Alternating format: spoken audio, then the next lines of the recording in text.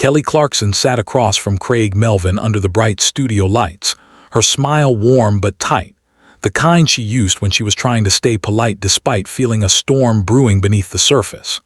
The segment had started normally, light banter, a few laughs, and talk about her new music, but Craig's tone shifted sharply when he brought up a recent tabloid rumor that Kelly had already publicly denied multiple times. The room tensed instantly. Kelly leaned back slightly, her expression firming as she reminded Creig that she didn't spend her life reacting to made-up drama, and the audience felt the air change.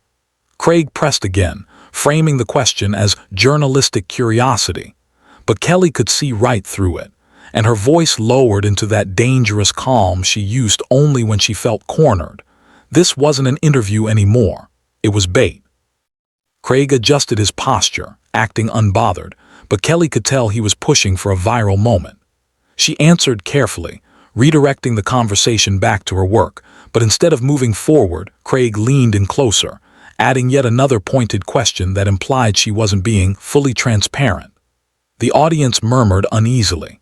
Kelly blinked slowly, her patience visibly thinning, and she told him that honesty didn't require giving people access to every painful corner of her life.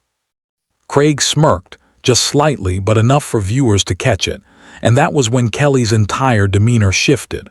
Her shoulders squared, her eyes hardened. She stopped speaking mid-sentence, and the silence hit the studio so suddenly that even the cameras seemed to steady themselves. Kelly took a breath so controlled it nearly trembled, and she asked Creig why the show invited her on if they were just going to reduce her to gossip. The question wasn't loud, but it landed like a dropped microphone. Creig tried to recover, insisting viewers deserved clarity. But Kelly wasn't having it. Not this time. Not on this show she had supported for years.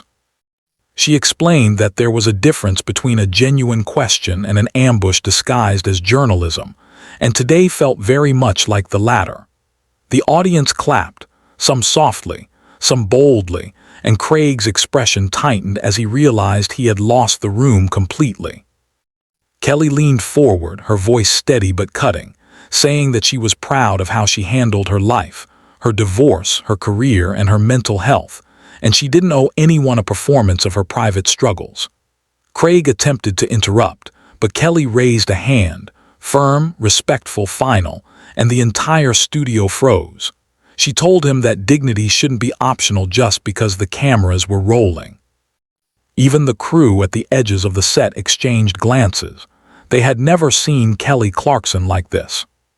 Creig tried one last pivot, claiming he was asking the questions everyone was thinking. But Kelly shook her head with a small, exhausted laugh.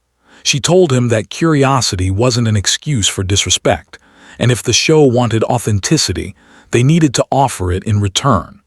The audience erupted into applause that overpowered Creig's attempt at a rebuttal.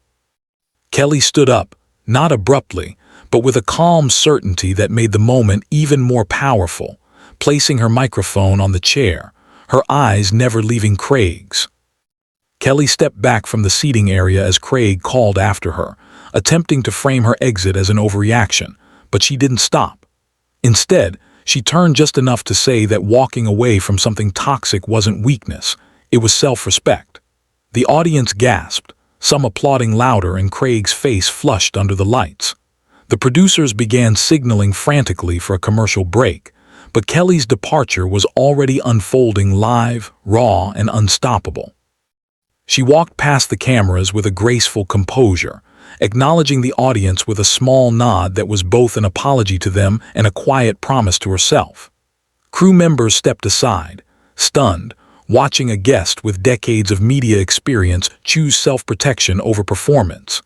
In the background, Creig attempted to salvage the moment by talking to the camera, but his words sounded hollow, shaken, and defensive. Backstage, Kelly paused only long enough to exhale the frustration she had held inside throughout the interview. A makeup artist tried to ask if she was all right, but Kelly simply smiled, a real one this time, and said she was choosing better energy today. Meanwhile on set, chaos swirled. Producers debated whether to cut to break. Creig tried to shift blame onto miscommunication. and the audience whispered wildly, already imagining the social media storm this moment would unleash. Kelly continued walking down the hallway, each step steadier than the last, knowing this wasn't just a walk-off, it was a line drawn. She'd spent years being gracious, accommodating, endlessly patient, and she wasn't about to let anyone twist that into permission to disrespect her. When she reached the exit door, she stopped long enough to take one last breath before pushing it open, leaving behind the noise of the studio for the quiet clarity of her own boundaries. Outside, Kelly felt the sun on her face through the stage door, grounding her in a way the studio lights never could. She didn't regret walking away, in fact. She felt lighter, stronger, more certain than ever that public platforms didn't get to define her humanity.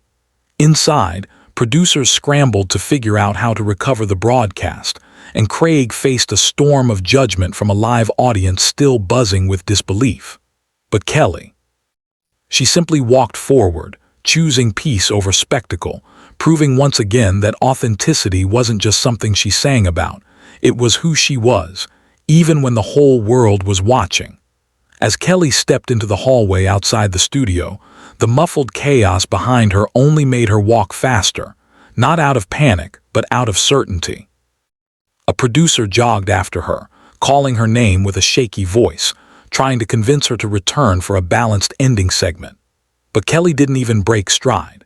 She told him gently that dignity wasn't something you patched together at the end of a show, it was something you upheld from the first question.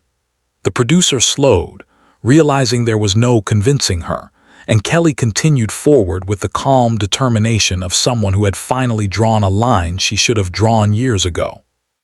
Back in the studio, Creig tried to reclaim control of the broadcast, his voice stiff as he attempted to paint the confrontation as a misunderstanding.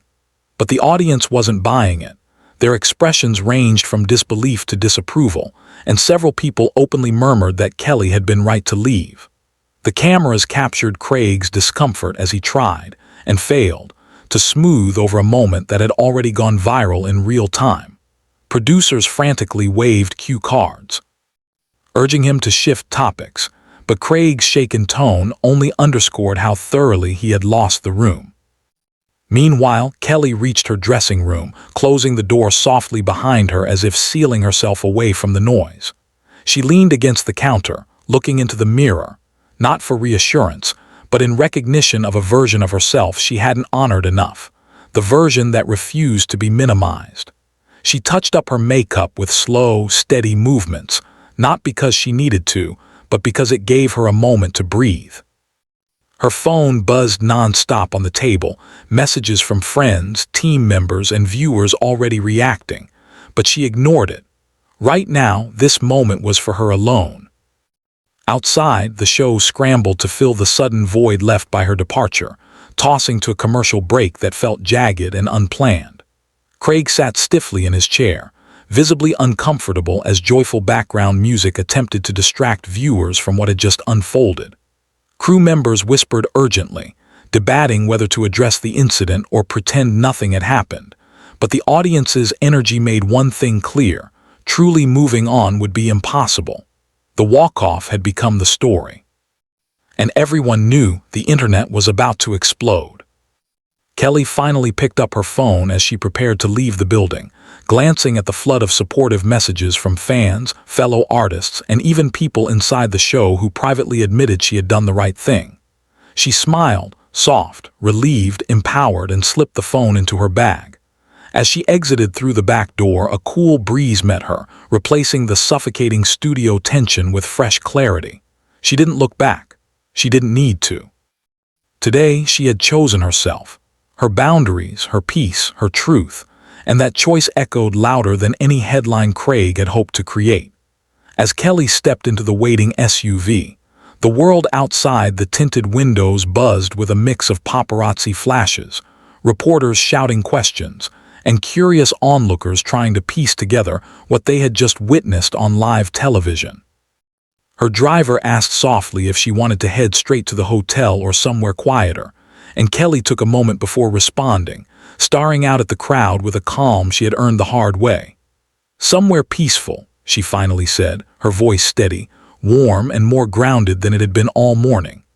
As the vehicle pulled away, she watched the studio shrink into the distance, along with the tension, the chaos, and the pressure that had tried to twist her into something she was. She exhaled deeply, feeling the weight of the confrontation lift as clarity settled in its place.